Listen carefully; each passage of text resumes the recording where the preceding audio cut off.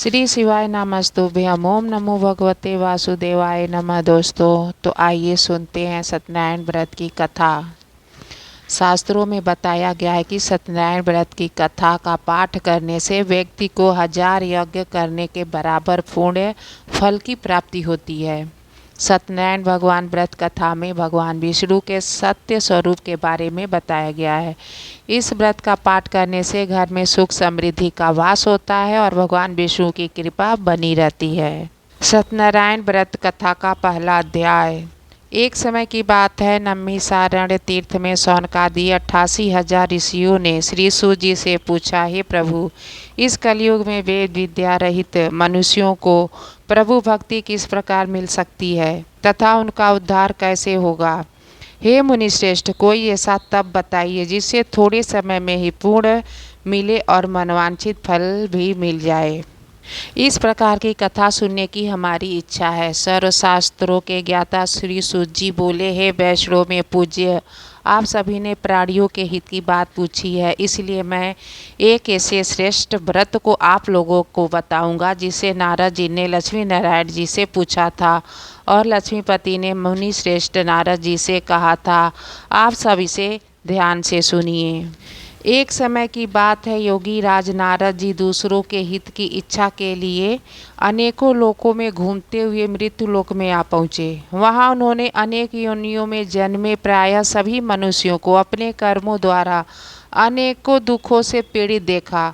उनका दुख देख नारद जी सोचने लगे कि कैसे यत्न किया जाए जिसके करने से निश्चय ही रूप से मानव के दुख का अंत हो जाए। इसी के विचार पर मनन करते हुए वह विष्णु लोक में गए। वहाँ वह देवों के इस नारायण की स्तुति करने लगे जिनके हाथों में शंख चक्र गदा और पद्म थे, गले में वरमाला पहने हुए थे। स्तुति करते हुए नारद जी बोले, हे भगवान, आप अत्यंत शक्ति से संपन्न है, मन तथा वाणी भी आपको नहीं पा सकती। आपका आदि मध्य तथा अंत नहीं है। निर्गुण स्वरूप सृष्टि के कारण भक्तों के दुख को दूर करने वाले हो, आपको मेरा नमस्कार है। नारद जी की स्तुति सुन विष्णु भगवान बोले, हे मुनि श्रेष्ठ, आपके मन में क्या बात है? आप किस काम के लिए पधारे हैं, उसे निसंकोच कहो। इस पर नारद मुनि बोले कि मृत्यु लोक में अनेक योनियों में जन्मे मनुष्य अपने कर्मों के द्वारा अनेक दुखों से दुखी हो रहे हैं। हे नाथ, आप मुझ पर दया रखते हो तो बताइए कि वो मनुष्य थोड़े प्रयास से ही अपने दुखों से कैसे छुटकारा पा सकते हैं। श्री हरि बोले, हे नारद, मनुष्यों की भलाई के लिए तुमने बहुत अच्छी बात पूछी है, जिसके करने से मनुष्य मोह से छूट जाता है। वह बात मैं कहता हूँ, उसे सुनो। स्वर्ग लोक और मृत्यु लोक दोनों में एक दुर्लभ उत्तम व्रत है जो पुण्य देने वाला है। आज प्रेम वश होकर मैं तुमसे कहता हूँ। श्री सत्यनारायण भगवान का यह व्रत अच्छी तरह विधान पूर्वक करके मनुष्य तुरंत ही यहाँ सुख भोग कर मरने पर मोक्ष को प्राप्त करता है। श्री हरि के वचन सुन नारद जी बोले कि उस व्रत का फल क्या है, उसका विधान क्या है, यह व्रत किसने किया था, इस व्रत को किस दिन करना चाहिए, सभी कुछ विस्तार से बताइए। नारद की बात सुनकर श्री हरि बोले, दुख और शोक को दूर करने वाला, यह सभी स्थानों पर विजय दिलाने वाला है। मानव को भक्ति श्रद्धा के साथ शाम के समय श्री सत्यनारायण की पूजा धर्मपरायण होकर ब्राह्मणों और बंधुओं के साथ करनी चाहिए। भक्ति भाव से ही नैवेद्य केले का फल, घी, दूध, गेहूं का आटा सवैया लें। गेहूं के स्थान पर साठी का आटा और शक्कर तथा गुड़ लेकर ये सभी भक्षण योग्य पदार्थों को मिलाकर भगवान को भोग लगाएं। ब्राह्मणों सहित बंधु बांधवों को भी भोजन कराएं। इसके बाद स्वयं भोजन करें। भजन कीर्तन के साथ भगवान की भक्ति में लीन हो जाएं। इस तरह से सत्यनारायण भगवान का यह व्रत करने पर मनुष्य की सारी इच्छाएं निश्चय ही पूरी होती हैं। इस कलिकाल में अर्थात कलयुग में मृत्यु लोक में मोक्ष का यही एक सरल उपाय है। श्री सत्यनारायण व्रत कथा का पहला अध्याय संपूर्ण। बोलिए श्री सत्यनारायण भगवान की जय। श्रीमन नारायण नारायण नारायण भजमन नारायण नारायण नारायण लक्ष्मी नारायण नारायण नारायण। सत्यनारायण भगवान व्रत कथा का दूसरा अध्याय। सूत जी बोले, ऋषियों, जिसने पहले समय में इस व्रत को किया है उसका इतिहास कहता हूँ, ध्यान से सुनो। सुंदर काशीपुरी नगरी में एक अत्यंत निर्धन ब्राह्मण रहता था। वह भूख प्यास से बेचैन हुआ नित्य पृथ्वी पर घूमता रहता था। ब्राह्मणों से प्रेम करने वाले भगवान ने ब्राह्मण को दुखी देखकर बूढ़े ब्राह्मण का रूप धारण कर उसके पास जा आदर के साथ पूछा, हे विप्र, नित्य दुखी हुआ पृथ्वी पर क्यों घूमते हो? श्रेष्ठ ब्राह्मण, यह सब मुझसे कहो, मैं सुनना चाहता हूँ। ब्राह्मण बोला, मैं निर्धन ब्राह्मण हूँ, भिक्षा के लिए पृथ्वी पर फिरता हूँ। हे भगवान, यदि आप इसका उपाय जानते हो तो कृपा कर कहो। वृद्ध ब्राह्मण बोला कि सत्यनारायण भगवान मनवांछित फल देने वाले हैं, इसलिए हे ब्राह्मण, पूजन कर, जिसके करने से मनुष्य सब दुखों से मुक्त होता है। ब्राह्मण को व्रत का सारा विधान बतलाकर बूढ़े ब्राह्मण का रूप धारण करने वाले सत्यनारायण भगवान अंतर ध्यान हो गए। जिस व्रत को वृद्ध ब्राह्मण ने बतलाया है मैं उसको अवश्य करूँगा। यह निश्चय करने पर उसे रात में नींद नहीं आई।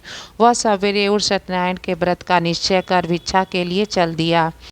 उस दिन उसको भिक्षा में बहुत सा धन मिला, जिसे बंधु बांधवों के साथ उसने सत्यनारायण व्रत किया। इसके करने से वह विप्र सब दुखों से छूटकर अनेक प्रकार की संपत्तियों से युक्त हुआ।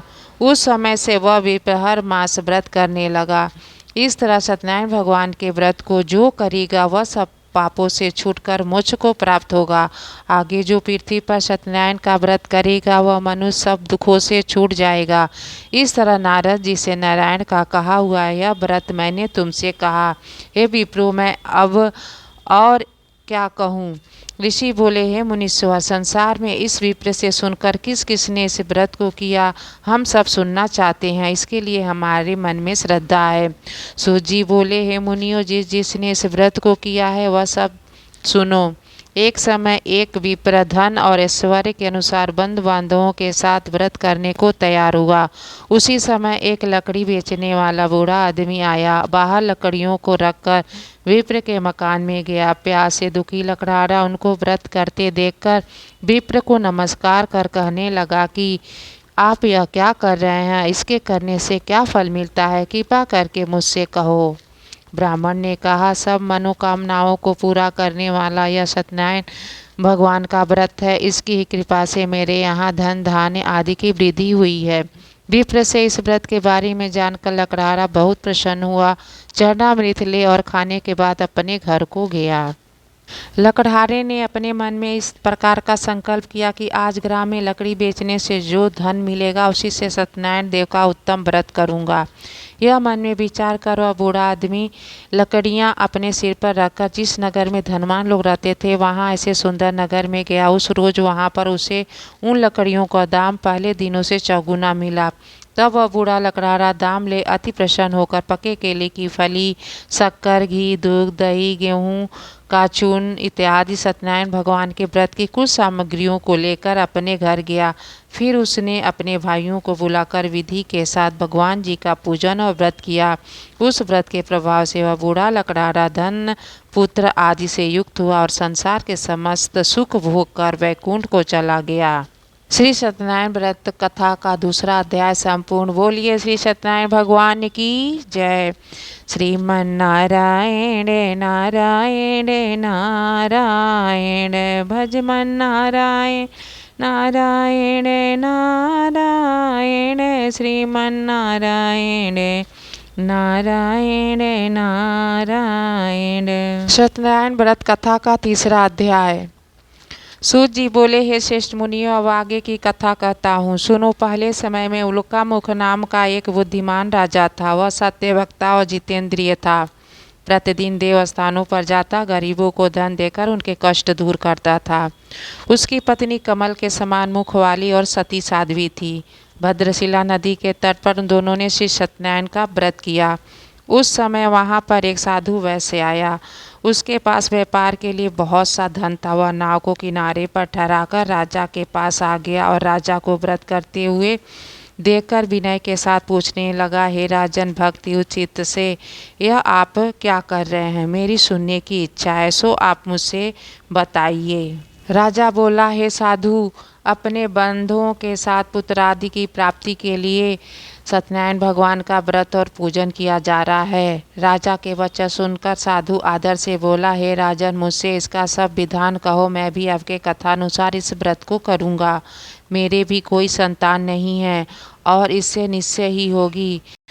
राजा के सब विधान सुन व्यापार से निवृत्त हुआ, आनंद के साथ घर गया। साधु ने अपनी स्त्री से संतान देने वाले उस व्रत का समाचार सुनाया और कहा कि जब मेरे संतान होगी तब मैं इस व्रत को करूँगा। साधु ने ऐसे वचन अपनी स्त्री लीलावती से कहे। एक दिन उसकी स्त्री लीलावती पति के साथ आनंदित हो संसारिक धर्म में प्रवृत्त होकर सत्यनारायण भगवान की कृपा से गर्भवती हो गई तथा 10वें महीने में उसके एक सुंदर कन्या का जन्म हुआ। दिनों दिन वह इस तरह बढ़ने लगी जैसे शुक्ल पक्ष का चंद्रमा बढ़ता है। कन्या का नाम कलावती रखा गया।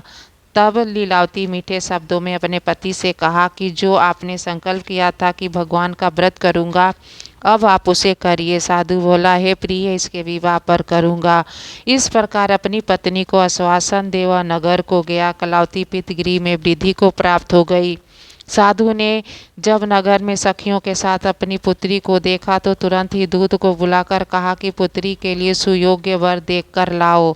साधु की आज्ञा पाकर दूत कंचन नगर पहुंचा और वहां पर खोज और देखभाल कर लड़की के लिए सुयोग्य वाड़िक पुत्र को ले आया। उस सुयोग्य लड़के को देखकर साधु ने अपनी बंधु बांधवों सहित प्रसन्नचित अपनी पुत्री का विवाह उसके साथ कर दिया, किंतु दुर्भाग्य से विवाह के समय भी उस व्रत को करना भूल गया। तब श्री भगवान क्रोधित हो गए और श्राप दिए कि तुम्हें दारुण दुख प्राप्त होगा। अपने कार्य में कुशल साधु बनिया जमाता सहित समुद्र के समीप स्थित रतनपुर नगर में गया और वहां दोनों ससुर जमाई चंद्रकेतु राजा के उस नगर में व्यापार करने लगे। एक रोज भगवान सत्यनारायण की माया से प्रेरित कोई चोर राजा का धन चुराकर भागा जा रहा था, किंतु राजा के दूतों को आता देख चोर ने घबराकर भागते हुए राजा के धन को वहीं चुपचाप रख दिया जहां वे ससुर जमाई ठहरे हुए थे। जब दूतों ने उस साधु वैश्य के पास राजा के धन को रखा देखा तो दोनों को बांध कर ले गए और प्रसन्नता से दौड़ते हुए राजा के समीप जाकर बोले, यह दो चोर हम पकड़कर लाए हैं, देकर आज्ञा दे। तब राजा की आज्ञा से उनको कठिन कारावास में डाल दिया और उनका धन छीन लिया। सत्यनारायण भगवान के श्राप द्वारा उनकी पत्नी भी घर पर बहुत दुखी हुई और घर पर जो धन रखा था चोर चुरा कर ले गए। शारीरिक और मानसिक पीड़ा तथा भूख प्यास से अति दुखी हो अन्न की चिंता में कलावती एक ब्राह्मण के घर गई। वहां उसने सत्यनारायण भगवान का व्रत होते देखा, फिर कथा सुनी तथा प्रसाद ग्रहण कर रात को घर आई। माता ने कलावती से कहा, हे पुत्री, अब तक कहाँ रही और तेरे मन में क्या है? कलावती बोली, हे माता, मैंने एक ब्राह्मण के घर में सत्यनारायण भगवान का व्रत देखा है। कन्या के वचन सुनकर लीलावती भगवान के पूजन की तैयारी करने लगी। लीलावती ने परिवार और बंधुओं सहित श्री सत्यनारायण भगवान का पूजन किया और वर मांगा कि मेरे पति और दामाद शीघ्र आ जावें।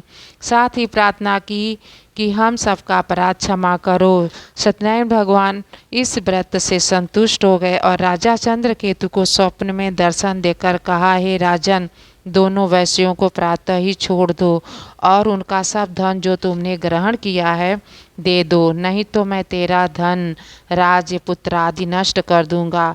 राजा से ऐसे वचन कहकर भगवान अंतर्ध्यान हो गए। प्रातःकाल राजा चंद्रकेतु ने सभा में अपना स्वप्न सुनाया, फिर दोनों वाड़िक पुत्रों को कैद से मुक्त कर सभा में बुलाया। दोनों ने आते ही राजा को नमस्कार किया। राजा मीठे वचनों से बोला, हे महानुभाव, भावी वर्ष ऐसा कठिन दुख प्राप्त हुआ है, अब तुम्हें कोई भय नहीं।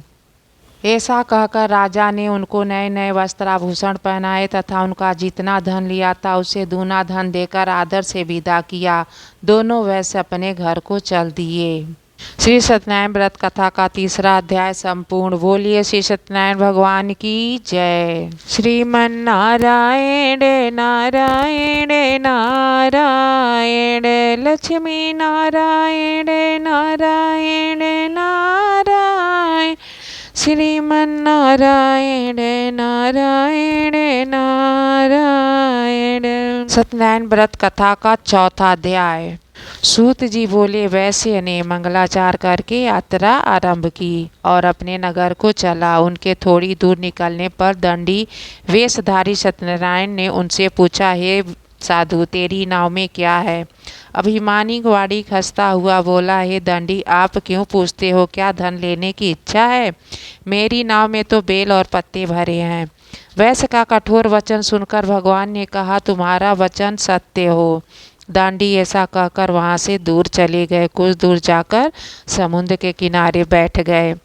दंडी के जाने पर वैश्य ने नित्य क्रिया करने के बाद नाव को ऊंची उठी देखकर अचंभा किया तथा नाव में बेल पत्ते आदि देखकर मूर्छित हो जमीन पर गिर पड़ा। फिर मूर्छा खुलने पर अत्यंत शोक प्रकट करने लगा। तब उनका दामाद बोला कि आप शोक ना करें, यह दंडी का श्राप है, अतः उनकी शरण में चलना चाहिए, तभी हमारी मनोकामना पूरी होगी।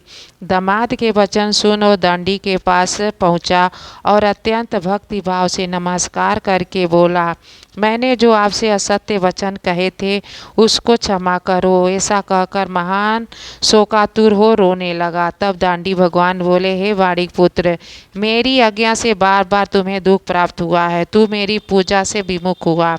साधु बोला, हे भगवान, आपकी माया तो ब्रह्मा आदि भी आपके रूप को नहीं जानते, तब मैं अज्ञानी कैसे जान सकता हूँ? आप प्रसन्न होइए, मैं सामर्थ्य के अनुसार आपकी पूजा करूँगा। मेरी रक्षा करो और पहले के समान नौका में धन भर दो। उसके भक्तियुक्त वचन सुनकर भगवान प्रसन्न हो उसकी इच्छा अनुसार वर देकर अंतर्ध्यान हो गए। तब उन्होंने नाव पर आकर देखा कि नाव धन से परिपूर्ण है। फिर वह भगवान सत्यनारायण का पूजन कर साथियों सहित अपने नगर को चला। जब अपने नगर के निकट पहुंचा तब दूत को घर भेजा। दूत ने साधु के घर जा उसकी स्त्री से नमस्कार करके कहा कि साधु अपने दामाद सहित इस नगर के समीप आ गए हैं। ऐसा वचन सुन साधु की स्त्री ने बड़े हर्ष के साथ सत्यदेव का पूजन कर पुत्री से कहा, मैं अपने पति के दर्शन को जाती हूँ, तू कार्य पूर्ण कर शीघ्र आ जाना। माता के ऐसे वचन सुनकर कलावती प्रसाद छोड़कर पति के पास गई। प्रसाद की अवज्ञा के कारण सत्यदेव ने रुष्ट हो गए। उसके पति को नाव सहित पानी में डुबो दिया। कलावती अपने पति को न देखकर रोती हुई जमीन पर गिर गई। इस तरह नौका को डूबा हुआ तथा कन्या को रोता देख साधु दुखित हो बोला, हे प्रभु, मुझसे या मेरे परिवार से जो भूल हुई है उसे क्षमा करो। उनके दीन वचन सुनकर सत्यदेव प्रसन्न हो गए और आकाशवाणी हुई, हे साधु, तेरी कन्या मेरे प्रसाद को छोड़कर आई है, इसलिए उसका पति अदृश्य हुआ है। यदि वह घर जाकर प्रसाद खाकर लौटे तो उसे पति अवश्य मिलेगा। ऐसी आकाशवाणी सुनकर कलावती ने घर पहुंचकर प्रसाद खाया, फिर आकर पति के दर्शन किए। तत्पश्चात साधु ने बंधु बांधवों सहित सत्यदेव का विधि पूर्वक पूजन किया। इस लोक का सुख भोग कर अंत में स्वर्ग लोक को गया। श्री सत्यनारायण व्रत कथा का चौथा अध्याय संपूर्ण। बोलिए सत्यनारायण भगवान की जय। श्रीमन्नारायण नारायण नारायण, लक्ष्मी नारायण नारायण नारायण, श्रीमन्नारायण नारायण नारायण। सत्यनारायण व्रत कथा का पांचवा अध्याय। सूत जी बोले, हे ऋषियों, मैं और भी कथा कहता हूँ, सुनो। प्रजापालन में लिंगतुंग ध्वज नाम का एक राजा था। उसने भी भगवान का प्रसाद त्याग कर दुख पाया। एक समय वन में जाकर वन पशुओं को मारकर बड़ के पेड़ के नीचे आया। वहाँ उसने ग्वालों को भक्ति भाव से बांधों सहित सत्यनारायण जी का पूजन करते देखा। राजा देखकर भी अभिमानवश वहाँ नहीं गया और न ही नमस्कार किया। जब ग्वालों ने भगवान का प्रसाद उनके पास रखा तो वह प्रसाद को त्याग कर अपने नगरी को चला गया। वहाँ उसने अपना सब कुछ नष्ट पाया तो वह जान गया कि यह सब भगवान ने किया है। तब वह विश्वास कर ग्वालों के समीप गया और विधि पूर्वक पूजन कर प्रसाद खाया तो सत्यनारायण देव की कृपा से सब कुछ पहले जैसा ही हो गया। फिर दीर्घ काल तक सुख भोग कर मरने पर स्वर्ग लोक हो गया। जो मनुष्य इस परम दुर्लभ व्रत को करेगा, भगवान की कृपा से उसे धन धान की प्राप्ति होगी। निर्धन धनी और बंदी बंधन से मुक्त होकर निर्भय हो जाता है। संतानहीनों को संतान की प्राप्ति होती है तथा सब मनोरथ पूर्ण होकर अंत में वैकुंठ धाम को जाता है। जिन्होंने पहले इस व्रत को किया, अब उनके दूसरे जन्म की कथा कहता हूँ। वृद्ध सतानंद ब्राह्मण ने सुदामा का जन्म लेकर मोक्ष पाया। उल्का मुख नाम का राजा दशरथ होकर वैकुंठ को प्राप्त हुआ। साधु नाम के वैश्य ने मोर ध्वज बनकर अपने पुत्र को आरे से चीरकर मोक्ष को प्राप्त किया। महाराजा तुंग ध्वज ने स्वयं भू होकर भगवान में भक्त युक्त हो कर्म कर मोक्ष को प्राप्त किया। श्री सत्यनारायण भगवान का 5वां अध्याय संपूर्ण। बोलिए सत्यनारायण भगवान की जय। श्रीमन नारायण नारायण नारायण, श्रीमन नारायण नारायण नारायण, लक्ष्मी नारायण नारायण नारायण। तो इस तरह से आप भी सत्यनारायण भगवान व्रत की कथा सुन सकते हैं, सुना सकते हैं। तो बोलिए सत्यनारायण भगवान की जय।